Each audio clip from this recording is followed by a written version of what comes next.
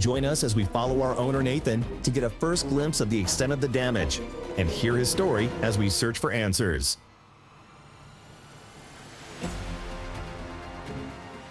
Hey guys, my name is Nathan Stahl. I'm one of the owners of Glenn Chrysler Dodge Jeep Ram. As many of you know, we experienced a devastating fire over the weekend on Sunday.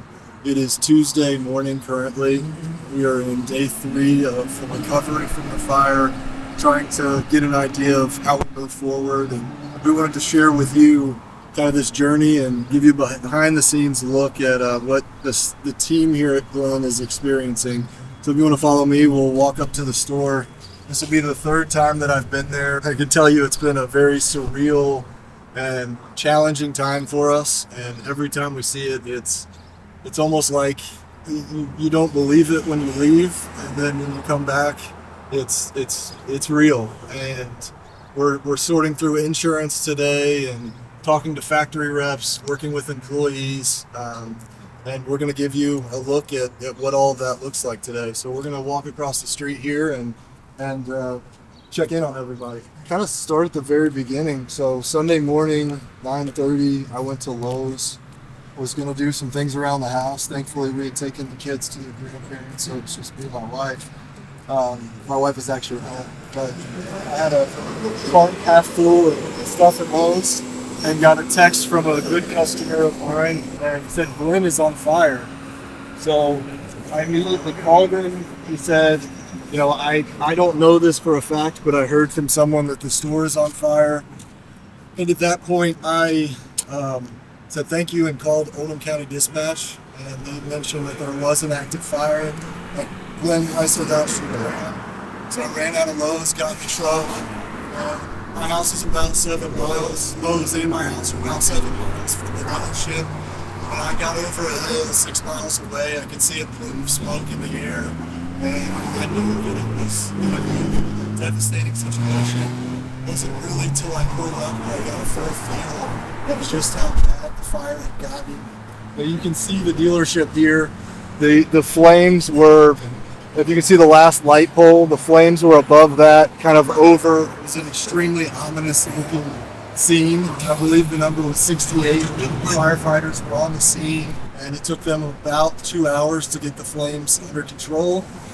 I was able, as the fire was active, to walk around the building with the police officers and get an first-hand look at the building and to see the devastation. And at that point, it was hard to process, go through this kind of, I don't even know how to explain it. It's fear, concern, these emotions that are extremely difficult to kind of comprehend. And so to say that at the end of it, I left very thankful for the local fire departments. And these guys were running in, it's almost 90 degrees outside. We're running into a blazing inferno to get this fire out, coming out with heat exhaustion, laying on a stretcher. They had school buses parked right here so they could cool off. And they were so willing. It was incredible to see how brave these people were. And I can't express ever how thankful we are that they were able to get out here and to jump right into the situation and get it before it got even worse. It is really bad, but we'll give you that kind of behind the scenes look and let you see what we're facing and our plan to rise above this. We're walking up to the building now. Thankfully, none of our inventory was harmed in the fire. We did have 6 vehicles in our service department, and we'll give you a look at that, kind of what remains of those. One of them was actually my parents' car, I believe. So kind of the next steps for that has been getting our sales team up and active and able to continue working and taking care of customers. And this is the largest Chrysler Dodge Jeep Ram dealership in Louisville.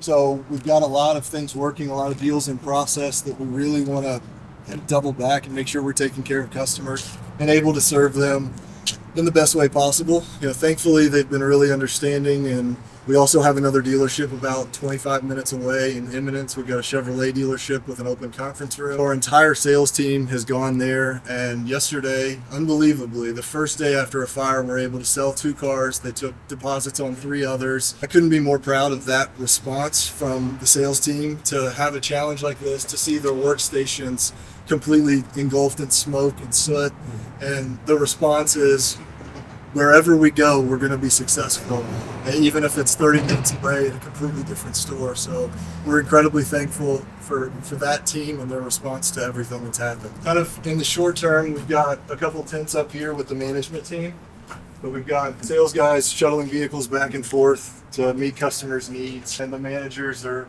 coordinating insurance, getting the accounting offices set up. We've got mobile offices that'll be here in a few days. We'll have to set up networking and power and those types of things to get those operational. But the goal is to have our sales team up and functional fully without any help from Chevrolet on Friday. So we've flown in people from our corporate offices and already just waiting for those mobile units to arrive. We've got 4 of those coming, so at least there's a silver lining there. We're going to be able to get up and operational here in the next couple of days. It's been interesting because we haven't been able to access the building, so we've really just been able to look at drone footage from the news. We've been able to see what the doors open, get some, a little bit of footage of what's going on, but we haven't gotten an idea of what our accounting office looks like fully. We haven't been able to see, we've been able to retrieve some of the keys that were in the key machine. Thankfully, that's fireproof and it was unharmed. So we've been able to move vehicles and kind of get things positioned to set up a construction site for both the building and then also the mobile offices for the accounting department, service and parts, and then also new and used car sales. So that's been nice, but it's going to be really nice to get the investigation done to figure out what the cause of the fire was. So we've got fire marshals here, and then also insurance companies going to be coming today at 1 o'clock. So they're going to have to lift a metal roof that collapsed on top of our service department, and once they lift that, they're going to be able to finish their investigation hopefully soon, and we'll be able to get inside the building, start assessing damage, figuring out where deals stand, figuring out where missing keys are. There's a vehicle in the showroom that I'm very interested to see what the extent of the damage is, and really just kind of get our arms around what the actual challenge is. And that's probably been the biggest challenge of this whole thing, because there's just so many parts. You can walk around and look at the building and you see where smoke is exited through some of these tracks. You've got structural issues here. What does this look like? Is the building completely lost? Is it something where we're going to be able to build around the shell that exists?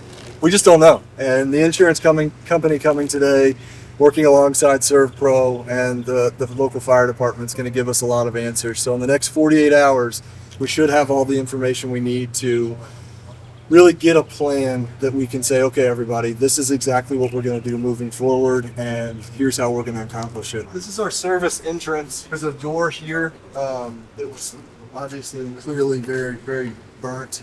There's another wall, a block wall, with another garage door and another glass door. That glass door is completely obliterated. That inside door was pulled off the wall. I believe when the roof collapsed, it pulled that door with it. But it's an interesting look from that second door, because you can see the daylight above the shop with kind of the surrounding block walls. See the stuff that burnt out, exit signs, just trash, ash, all sorts of stuff. This building, this wall on the side of the building here is our parts department.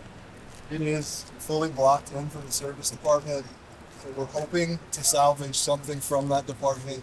There are chemicals and batteries and things like that in that department. So it's going to be a very careful walkthrough of that department to figure out where we stand and assess the damage.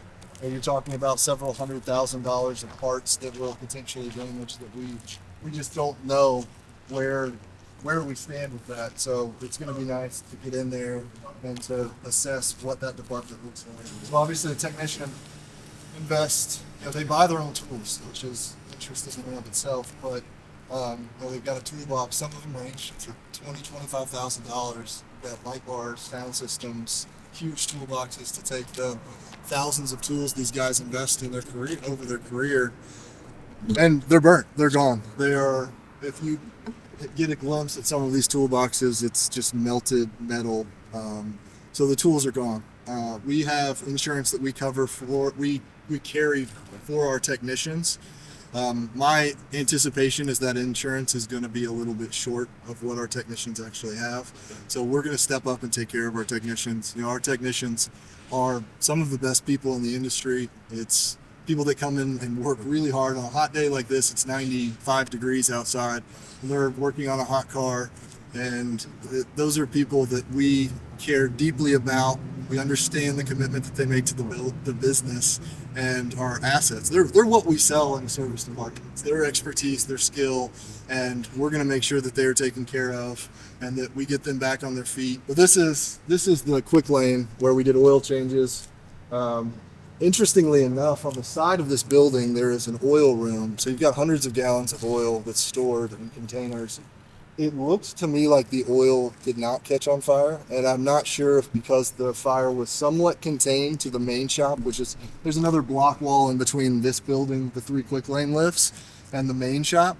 So I'm not sure if that just contained it enough to stay away from the oil, but we are extremely thankful that the oil room did not ignite. And that was one of the first conversations we had with the first responders when we were here. As you can see that, you know, if several hundred gallons of oil ignite, I can't imagine the devastation that would cause, and firefighters not knowing what they're getting into. That was something we wanted to really alert them from the very beginning. So we're extraordinarily lucky with that intestine fire. There's char on the wall. The block is separating from itself. Clearly a large flame got up into the gutters and got into the roof above the counting somewhat. Actually, yesterday I forgot to mention, on the corner of this roof, the fire truck had to come back out at about 9 o'clock on Monday morning to address another flame that had started between the membrane on the roof. So they were out here spraying that and checking with the heat gun and were able to get that one extinguished before it turned into another fire. So they've been incredible. I mean, they're here now. They were here yesterday morning first thing. Their priority has been to get us back to a point where we can start rebuilding. They understand we've got 56 employees. We've got 56 families. We've got all of these kids that rely on their parents' income. And the South Oldham Fire Department, LaGrange, Anchorage, Middletown, you know, all the local fire departments that responded to this are incredible human beings that aren't paid enough. I mean, that's really the takeaway, is for them to come to this and see flames 20 feet above this building and have no hesitation whatsoever but to run in, make sure that they contain this fire and keep it from getting any worse, is just a testament to what kind of people we have as first responders in this area and in our country. So we haven't been able to get keys to assess damage. I mean, I think the first thing we need to do, or the first thing we did yesterday morning, is we got the service team to our other dealership in Eminence,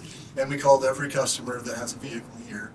We first called the customers who have vehicles in the shop, let them know what took place, let them know we were getting them the contact information from the insurance company, and put their minds at ease that this is going to be taken care of and we're going to support them, whether it's giving them a vehicle or whatever it is, giving them a vehicle to drive for the time until they can get a replacement and get the claim finalized. But whatever that is, you know, we're here to support them. We're in this together. And so we've had those conversations. We've also, you know, got an idea of what repair orders we have, so we've talked to every customer that had an open repair order, a vehicle here getting repairs in process. Several of them picked up yesterday, and you know, we're going to stay in constant communication to get those vehicles back to those people as quickly as we can. And that's our accounting department. So we've got 2 title clerks, we've got billers, we've got accounts receivable, invoices that were sent, we've got our controller's office, we've got years of files. Most of it was in fireproof filing cabinets or scanned to the cloud and stored. But there were some deals in process that we're trying to figure out where they stand, what they look like. You know, from here, it looks fairly ominous, but I'm going to take it as a positive that there's none of the scarring on the building, none of the block removed. Hoping that it was just smoke and we're going to be able to get those documents. Obviously, water damage is a concern as the the fire team had, I think it was 4 or 5 trucks with the ladders extended, spraying down on this fire at one point, and then people inside looking through the ceiling tiles to figure out if there was any flame on the roof. So that's going to be a very interesting day when we're able to walk up into the accounting office and figure out where all of our files stand. Let's take a look inside. That's really kind of where the most mind-blowing part of this whole fire is.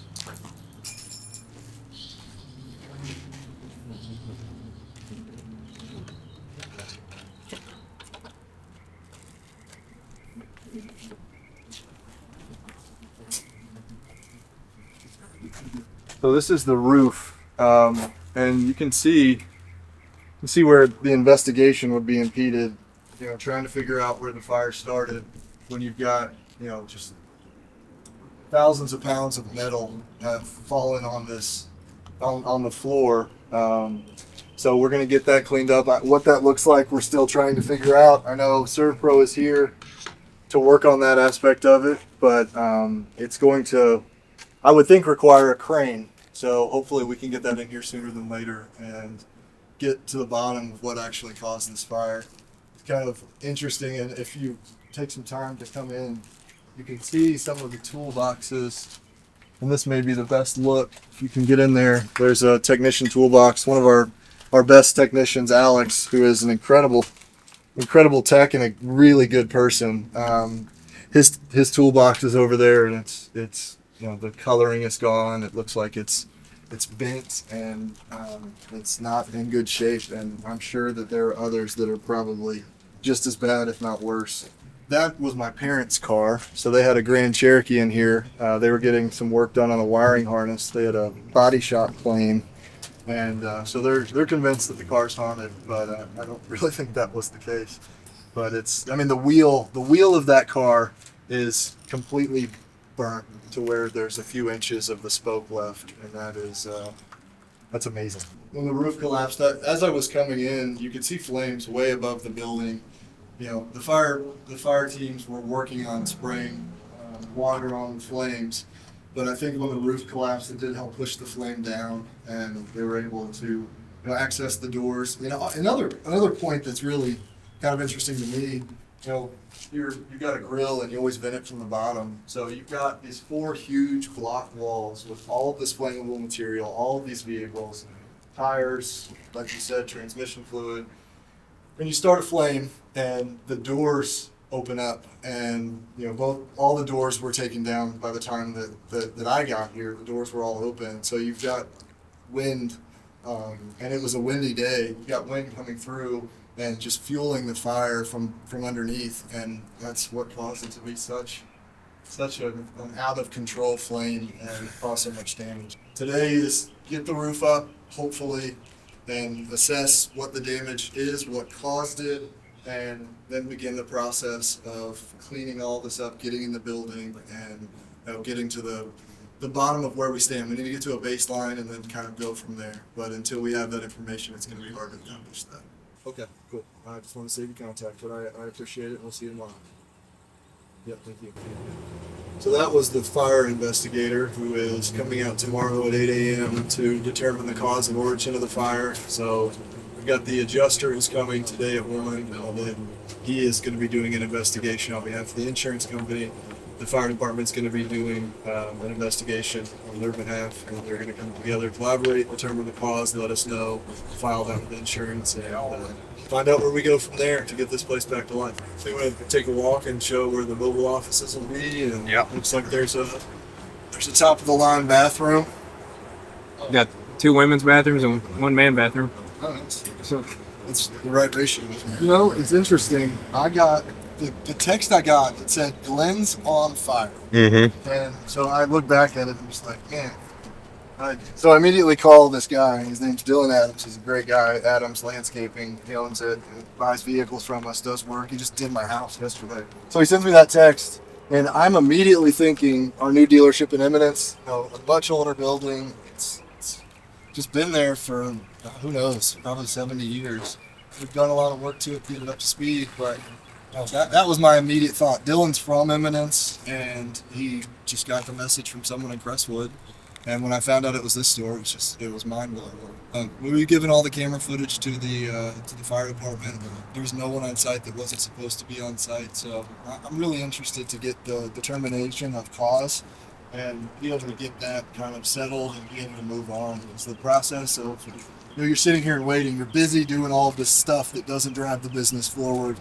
And as a dealership owner and an operator, someone that wants to get your people going, it's really hard to do so when you're not sure which direction and you've got vital information hanging out that you don't know what the answer is, and you can't formulate a plan until you have those answers. So that's something that I cannot wait for. This is the mobile restroom. So it's air conditioned. That will be nice. I might just have to sit in there in a minute.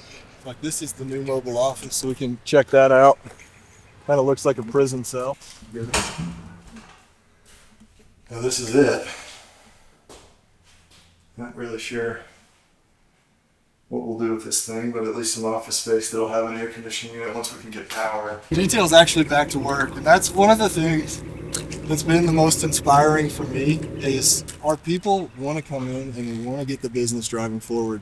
We've got a lane meeting we do every month, and the literal theme of our lane meeting is the dealership means absolutely nothing without the people that are in the dealership. And we've got 56 incredible employees that are engaged, that have rallied. Half of them showed up when the fire was going on just to give their condolences and check in, figure out what they could do to help. And, they're ready to go back to work. They're ready to keep this business moving. And that's been really inspiring, because there are times, when you're the person in charge of this operation where you question, what's next? There's so many unknowns, but it's unbelievably inspirational to have a group of people that just want to come in and want to make a difference every day and keep the business and keep providing for families that are relying on this business. What's up, D? What's up, man? Is that your Bengal shirt? Yeah, hell no. This is Burn Free Tigers. Oh, come on. No. What's up, brother? What's up, boss, man? How you doing? Oh, great stuff. Good. Are you back working? Yeah. So we'll be lined up right in front of you all. Power's going to be going off this building. We're all going to be together in this one. Yes, sir. It's about time. Yeah, that's right. This is our pad. This is where the Sonic skaters, you can see the old Sonic post. They had the roof. Before we bought the store, actually, this was already a functional detail department. Functional is in air quotes because it's a pretty small and tight space, especially to detail 225 deliveries a month, plus all the vehicles we have in stock. But John Roby is elite when it comes to running a detail department, having a team that's ready to attack, the opportunity of getting cars ready and getting the sales team going, and that really is just an incredible department with some really, really good people. But it used to be a Sonic that failed, I guess, and shut down, and so you could see all the posts and where the roof was. We left this giant pole the other day. I was thinking, why don't we have a billboard on that pole? It took me 5 years to come to that conclusion, but it's probably going to take a back burner, back seat. The mobile offices will go here. They're 40 by 8, so we'll have 2 on this pad. We'll have 2 kind of down in this parking lot here. We'll have 2 sales, or actually 1 service, 1 sales, another sales in the back, and then accounting. We'll figure out how that whole thing works. I'm sure Weston, who's the general manager of the store, and some of the other staff have talked through what that looks like, so we'll get up to speed there. But we'll be drawing power from this building. Thankfully, we have water, and we've got a really fortunate aspect is that we've got power. LG&E came out, I think, early yesterday morning and got this building back operational. So that's a big win for us to be able to access power and to have a place that we can kind of start to build from. The other spot on the lot where service will quasi-function for the next foreseeable future until we can have the shop rebuilt is what we refer to as the hut. So it's a big hut. I guess a Quonset hut is what we would call it. But it's got 3 bays, 12,000 pound lift and 2 10,000 pound lifts. It's on the separate power. The building's also on, so it is out of commission for the time being. But we're working really quickly, and actually this is perfect. We've got some oil tubs that we're gonna be using for waste oil, for oil changes. Those are being delivered actually right now. that part of the building, a meter run to it, get it operational to where service can take care of some of the quick lube and maintenance items and oil changes and recalls and small services that we do a lot of. Another aspect of the service department that we're working on the logistics of, we've got a dealership in Eminence. It's 25 minutes away from this location. We had an old body shop that we put extra, it's 11 lifts in. There's a 16,000 pound lift and all the equipment. It's a fully functional shop in addition to a large shop for just Chevrolet. That dealership's been open for 8 months, so it's not gotten to the capacity of that store yet. So we're going to be able to house our Chrysler techs there once we get their tools, which they're coming up with a list of, get those bought, get them to where they can get back to work, getting vehicles to them, and getting some of that repair business in process. So those are some of the top priorities for our service and parts department. All right, so we just had one of our customers, Becky, stop by and give us a box of popsicles and tell us that she was supportive of us and that she has bought several cars here and really loves this dealership. So we're extremely thankful. We're gonna go and hand these out to the employees who are out here in the 90-degree heat sweating. So here we go. Some popsicles? Absolutely. Thank you. You got two. Ecstatic. Same do you want to say? One, right? Yeah, absolutely. You guys are gonna have the stain around your lips. Yeah. Hey D, Kevin, we had a customer bring us some popsicles. Miss Becky brought us some popsicles. Hold on, turn around, I'm taking a photo, hold on. There it is. I can have it. Oh, man. All right. Oh yeah, sure. I got you. All right. Well, I gotta make sure they don't got any dairy on them, you know? Oh, that's true. It's Becky. Becky? Okay, cool. Yep. We sold her a Jeep Cherokee, and she's bought several cars. So. Yeah, yep, I know Becky. You got Wes walking around on this popsicle. I think it's probably, you can see how many cars we have here. We've got a pretty landlocked dealership. We actually broke ground on 7 acres up the street. We're going to build a giant parking lot with 356 parking spots and a large service center, 16-bay service shop. So that was going to be in addition to what we have down here. But it was going to help with overflow parking. So I think one of the things logistically that we're faced with is we have so many cars, and we can fit about 225 new and used vehicles on this lot, which makes it, the sales rate is really important because every spot on this lot is valuable. So we're constantly, pushing to hit how many cars we have in inventory as our monthly sales page. That goes for new cars too. So the natural tendency, I think, would be to say, hey, we've got plenty of new cars. We're at almost max capacity, but we're just not wired that way. So we actually this morning accepted even more new cars that'll be here next month. Like I said, the team is rising up. We're the largest volume Chrysler Dodge Jeep Ram dealership in Louisville, Kentucky, and that is absolutely something that we are never going to give up, and we're going to continue to grow that, and we're going to continue to build this business no matter what we face. And so you can see now there's a delivery of new trucks. Ram trucks are our bread and butter. It's something that we sell 40, 50, 60 of a month. So we've got more coming. So yeah, we talked about the fact that we have 56 employees here at the store, and we talked to them. I was in communication with them day one. The department heads in communication individually with each employee, letting them know kind of what our outlook was on the situation, acknowledging the stress and the concern, especially when we talked about technicians. There's other people. You think about your desk at work. You've got pictures of your family. You've got things that you got a picture of your 1-year-old. You can't replace that. Those aren't things maybe that you think right away, but it hits you at some point. And so we know our employees are going through that. Not only that, times are tough, and we've got people that rely on their income from the dealership every single day, and they question it now, and they're concerned, and I get it. And so the message to our team is, we're here. We're going to take care of you. We are going to do what's necessary. When we say, I sent an email out to the entire organization on Sunday night.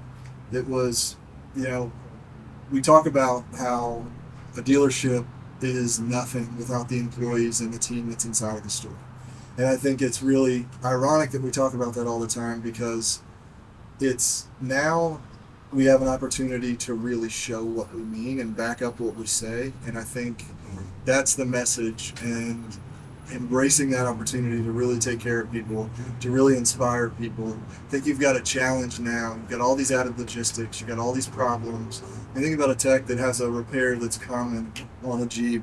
They have that tool, now they don't. And they've got to figure out how to troubleshoot that and get through that repair. And that's something that they're going to face all the time. So how can we kind of be that guiding light of, hey, we're going to take care of you? Well, we're going to take care of people. We're going to make sure that income isn't disrupted. We're going to make sure that they get the opportunity to make a living. We're going to make sure that they understand this is an opportunity to grow a business that is already big. It's already robust. It's already an excellent provider for us. But how cool would it be if we had a fire that destroyed our entire store and we come out of this selling more cars? How cool would it be if we come out of this and we're more efficient in the shop? We're better at taking care of people, and we're those are realities. It may be harder, but those are things that we can do. And I think it's kind of a feather in the cap and it's a badge of honor to be able to say, look at what happened to us and look how we respond. We've got a COVID situation 4 years ago where the store shut down, customers weren't allowed on site. The first month, April of COVID, where the first full month, I think it's April of 2020, I guess. The dealership we were operating at that time with a lot of this staff sold more cars than we sold in April of 2019. They embraced the challenge, and that's exactly what this team is going to do. You've seen signs of it. You see people who are willing to do whatever it takes to come here and drive cars, shuttle cars, help customers get taken care of, selling cars remotely out of a location that you've really never spent any time, working through network issues. They're all really embracing this challenge. And, there's plenty of challenges ahead. There's more challenges ahead than there's ever been, but there's only one way to get through it, and that's to work together, to take the time to say, okay, this is the roadblock that we face. How do we come up with a plan that allows us to get past that? And that's the thing that I'm most excited about, is the opportunity for us to go back what we were before and come out even better. We talked about Blend 2.0. We get a chance to define ourselves, to define what our legacy is, define what the future of this business is. And for that, I am incredibly thankful to have the team that we have. The 56 people that we have on this dealership team are going to rise up, and we're going to come out of this much better. And it's going to be much quicker than anyone could have ever imagined.